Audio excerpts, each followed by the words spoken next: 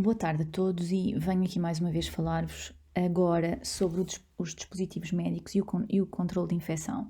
Já tínhamos falado que os dispositivos médicos estão relacionados com o aumento de probabilidade de termos uma infecção associada aos cuidados de saúde. E quais é que são esses dispositivos médicos? Temos os transitórios e temos os permanentes. Dentro dos transitórios temos o catéter venoso central, catéter venoso periférico, o catéter arterial, urinário e depois temos as infecções associadas à intubação orotraqueal. Temos alguns dispositivos depois permanentes, que são os dispositivos intravasculares, pacemaker definitivo, ou CDI, temos prótese endovascular, temos próteses articulares e próteses estéticas. Aqui esta apresentação vai ser sobretudo sobre os dispositivos que são transitórios. Vamos começar aqui por ver os dados do PPS do Hospital Correio Cabral em 2017, só para terem uma noção da prevalência da utilização destes dispositivos. E num total de 314 doentes internados naquele dia em 2017, em que foi aplicado o PPS, tínhamos cerca de metade da amostra a ter um catéter venoso periférico, 17% a ter um catéter venoso central e 15% a ter um catéter urinário. Nos catéteres vasculares, o que é que podemos ter? Podemos ter uma infecção nosocomial de corrente sanguínea, que está associada a morbimortalidade significativa, e temos aqui um conjunto de estratégias multimodais que vão conseguir, com as quais vamos conseguir prevenir as infecções associadas, as infecções de corrente sanguínea associadas à utilização de catéter venoso central. Temos aqui o relatório das INCs, o relatório da vigilância epidemiológica das INCs e quais é que são os fatores mais associados. Temos o catéter venoso central, temos um catéter vesical, também na maior parte dos doentes, temos um procedimento cirúrgico, temos um tubo endo-orotraqueal numa parte menos significativa dos doentes, alimentação parentérica e hemodiálise. Portanto, estes são os fatores de risco extrínsecos em doentes com infecção nosocomial da corrente sanguínea. E como é que essa infecção acaba por migrar através do catéter? Podemos ter uma contaminação do líquido que estamos a infundir, podemos ter contaminação, o mais provável é termos uma migração dos micro-organismos endógenos ou que posteriormente vieram a colonizar a pele do doente através aqui do orifício da entrada. Com isso, vamos ter uma formação de biofilme, não é? Estão a ver aqui ao longo do catéter, e depois vamos ter uma contaminação da corrente sanguínea com esse micro-organismo. Quando é que devemos remover o catéter venoso central? Se tivermos uma sepsis grave, uma endocardite infecciosa, uma tromboflebite cética ou uma bacteriémia persistente com mais de 72 horas de antibioterapia adequada. Ou então, se tivermos alguns micro-organismos que só pela sua existência sabemos logo que vamos ter que retirar o catéter venoso central. São eles Staphylococcus aureus, bacilos gram-negativo que sejam resistentes a fármacos, fungos ou micobactérias. E depois temos outros micro-organismos como o micrococcus ou o Propionibacterium, que se não for contaminação das hemoculturas, porque é um micro-organismo também habitualmente que se encontra na pele, se não for considerado contaminação, tem indicação para ser removido também.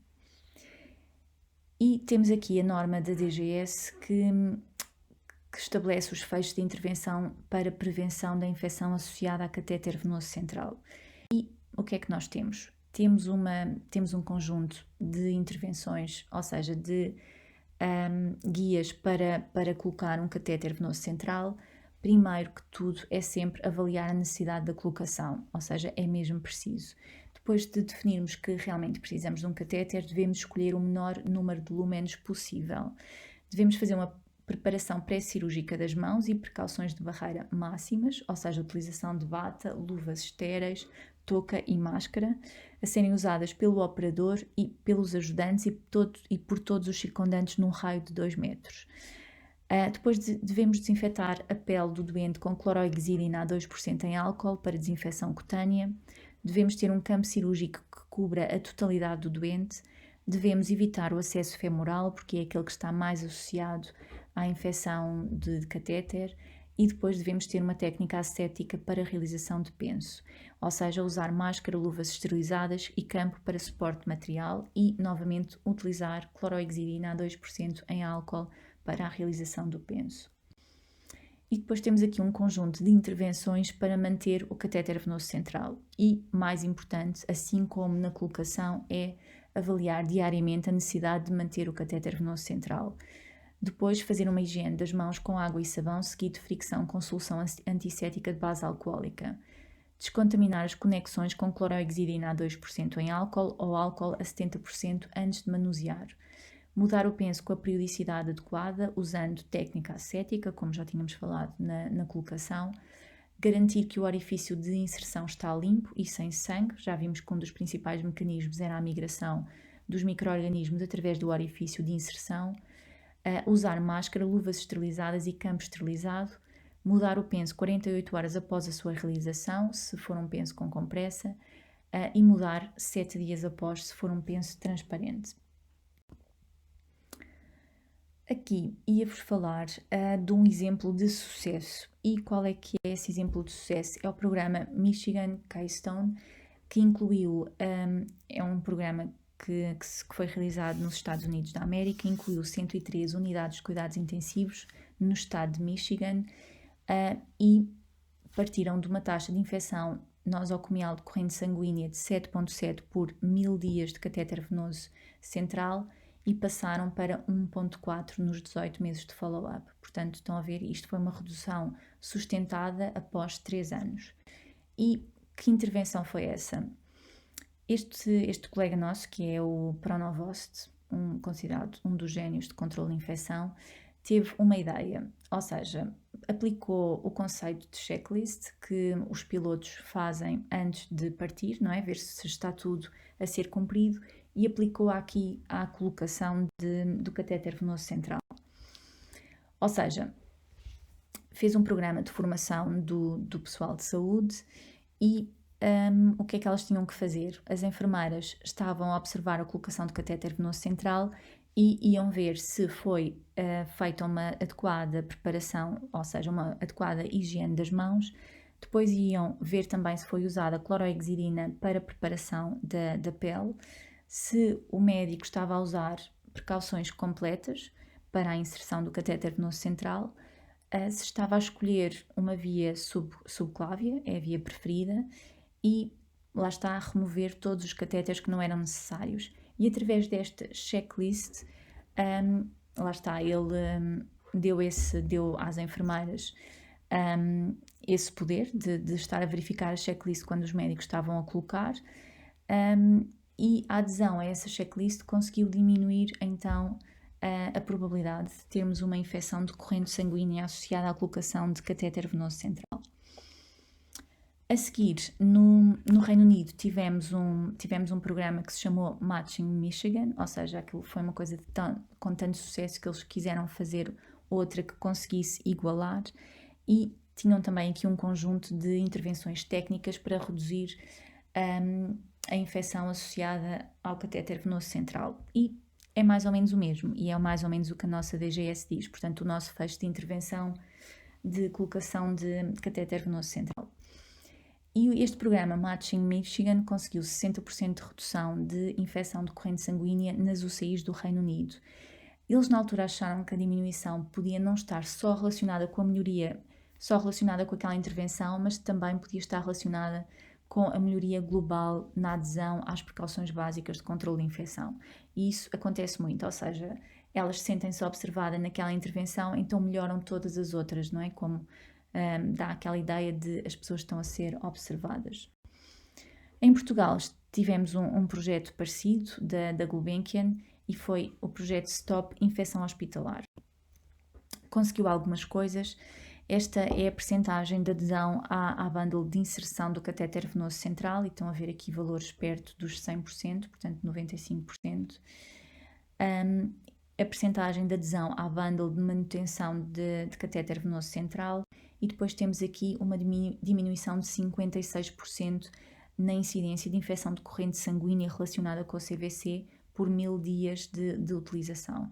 Portanto, resultados também muito semelhantes nas unidades que aderiram a este projeto de stop de infecção hospitalar. As linhas arteriais acabam por ter o mesmo risco que o catéter venoso não tonalizado, apesar de frequentemente serem menos valorizadas, ou seja, os clínicos acham que têm menor risco de infecção e por isso há uma quebra frequente no procedimento ascético de introdução das linhas arteriais.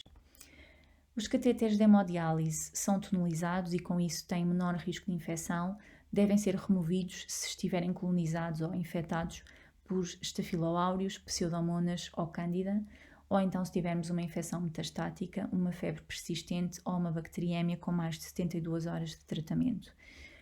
Se tivermos outro bacilo gram negativo, estafilococos coagulase negativos, podemos tentar tratar com antibiótico e, se não melhorarem nas 72 horas seguintes, substituir por fio-guia. A infecção de catéter venoso central continua a ser um problema importante na nossa prática diária. São, sobretudo, infecções que podemos prevenir, principalmente se aderirmos àquele fecho de intervenção que está publicado na norma da DGS. Portanto, requer educação, treino e boas práticas na inserção e na manutenção do catéter venoso central. Portanto, é possível melhorar, não é? Já demonstramos isso tudo no Michigan, no Matching Michigan e até no nosso Stop Infecção Hospitalar. Catéter venoso periférico. Temos aqui as normas do nosso Centro Hospitalar de Lisboa Central para manutenção dos dispositivos intravasculares e temos aqui, devemos fazer um flush com 5 ml de soro fisiológico, devemos trocar o catéter venoso periférico de 4 em 4 dias, devemos executar o tratamento ao local de inserção do catéter venoso periférico com uma desinfecção com solução alcoólica a 70%, de 4 em 4 dias, e devemos todos os dias vigiar os sinais inflamatórios no local de inserção do catéter venoso periférico e vigiar o penso. Outro dispositivo importante é o catéter urinário e a infecção do trato urinário que pode decorrer da utilização deste dispositivo. A infecção do trato urinário está muitas das vezes associada à algaleação. É uma infecção associada aos cuidados de saúde muito frequente, tem um impacto na duração do internamento e no custo do internamento. A presença de catéter urinário é quase universal nas ITUs relacionadas com os cuidados de saúde. Temos 70% das ITUs relacionadas com catéter e 95% se estiverem em ambiente de unidade de cuidados intensivos. Cerca de 65% a 70% destas infecções são consideradas preveníveis e em alguns países o custo adicional do internamento não é sequer reembolsado. A duração da utilização do catéter urinário é o fator que está mais associado ao aumento do risco e os micro-organismos mais frequentes são bacilos gram-negativos, enterobacteriales, pseudomonas, cândida e enterococos. Outro aspecto também importante é que é uma infecção muito frequente e a resistência destes micro-organismos também está em aumento e cada vez são mais difíceis de tratar estas infecções. O risco de bacteriúria aumenta entre 3 a 10% por dia e um doente que esteja algaleado mais que um mês tem 100% de hipótese de ter uma bacteriúria. Quais é que são os fatores de risco para ITU associada a catéter? Temos os fatores de risco que são relacionados com o hospedeiro, ou seja, ser do sexo feminino, ter mais de 50 anos, ter uma doença subjacente, ter uma patologia não cirúrgica, ou seja, uma causa de internamento médico, ter diabetes e ter uma creatinina superior a 2. Agora, os modificáveis são a duração da cateterização, ou seja, é o principal. Depois temos a falha nos procedimentos ascéticos, temos pouco treino do pessoal na inserção do catéter, a inserção fora de bloco operatório também está associada ao aumento do risco de ITU e a colocação após o 6º dia de internamento.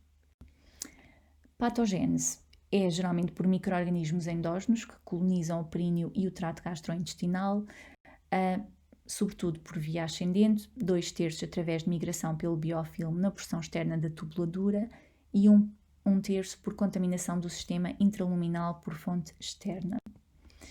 O diagnóstico de uma infecção do trato urinário é desafiante porque nem a piúria nem a bacteriúria significam uma infecção do trato urinário e, lá está, mais uma vez, a bacteriúria assintomática não deve ser tratada. Temos também uma norma da DGS que tem um fecho de intervenção na prevenção da infecção urinária associada ao catéter vesical. E mais uma vez, em primeiro lugar, aparece avaliar a possibilidade de evitar o cateterismo vesical, fazer uma técnica ascética no procedimento e conexão ao dispositivo de drenagem, uma técnica limpa com correta higiene das mãos e uso de luvas e avental no manuseamento do sistema de drenagem, manter o catéter vesical seguro com o saco coletor abaixo do nível da bexiga e esvaziado sempre que tenha atingido 2/3 da sua capacidade. E mais uma vez avaliar diariamente se o doente precisa de continuar algaleado. A monitorização exata do débito urinário em doente crítico, aí está indicada a algaleação, mas o que eu quero transmitir é que fora do doente crítico, não, se calhar não precisamos de ter uma monitorização exata do débito urinário, não é? E conseguimos quantificar de outra maneira. A retenção urinária aguda é uma das indicações, sem dúvida, para algalear o doente. Temos o perioperatório para procedimentos cirúrgicos selecionados. Temos a necessidade também de algalear o doente em procedimentos urológicos. Se tivermos um doente com incontinência urinária e com uma ferida sagrada ou do períneo, podemos também ter a indicação para ter um dispositivo, uma algália. Agora, se pudermos usar outras alternativas como a algaleação intermitente, temos alguma vantagem e conseguimos assim reduzir a infecção do trato urinário. Mais uma vez aqui o projeto Stop Infecção Hospitalar, em que temos a percentagem de adesão à bundle de inserção do catéter vesical, também perto aqui dos 100%, a percentagem de adesão à manutenção e depois aqui a diminuição da incidência da infecção do trato urinário por 1000 dias de catéter e também conseguiram diminuir em 51%. Depois temos aqui também a pneumonia associada à intubação, não é? Outra das infecções associadas a dispositivos. Temos também um fecho de intervenção de prevenção da pneumonia associada à intubação e basicamente rever, reduzir e, se possível, parar diariamente a sedação dos doentes, discutindo diariamente a possibilidade de fazer desmame ventilatório e extubação, ou seja, pensarmos todos os dias, podemos tirar este dispositivo invasivo do doente e levar a cabeceira a 30 graus para evitar momentos de posição supina, fazer uma correta higiene oral, manter circuitos ventilatórios e manter uma pressão do TOT entre 20 a 30 centímetros de água para evitar microaspirações. Mais uma vez, temos aqui os dados do Stop Infecção, com a percentagem de adesão à bundle de prevenção de pneumonia associada à intubação, também aqui não tão elevado como nos fechos anteriores, mas com 91%, e depois a diminuição da incidência de pneumonia associada à intubação. Portanto, uma coisa que eu vos queria transmitir é, os dispositivos médicos têm este conjunto de fechos de intervenção que têm um objetivo de serem implementados e com o objetivo de conseguir diminuir a probabilidade de termos uma infecção associada aos dispositivos. São medidas muito simples, como viram, mas que têm um impacto gigante na diminuição das infecções associadas aos cuidados de saúde. Mais importante nestes dispositivos é avaliar diariamente a necessidade de os manter e deve haver sempre um registro do dispositivo para cálculo do denominador, ou seja, os dias de catéter venoso central, de catéter venoso periférico e de catéter urinário. Portanto, deixo-vos aqui uma última mensagem. Realmente prevenir as infecções pode ser uma tarefa muito exaustiva, mas se tivermos um outbreak é uma tarefa ainda muito pior. Portanto, porque vamos ter um outbreak de casos, depois a seguir um outbreak de medo e a seguir um outbreak de reuniões para tentar resolver o outbreak. Portanto, o mais importante é mesmo prevenir as infecções.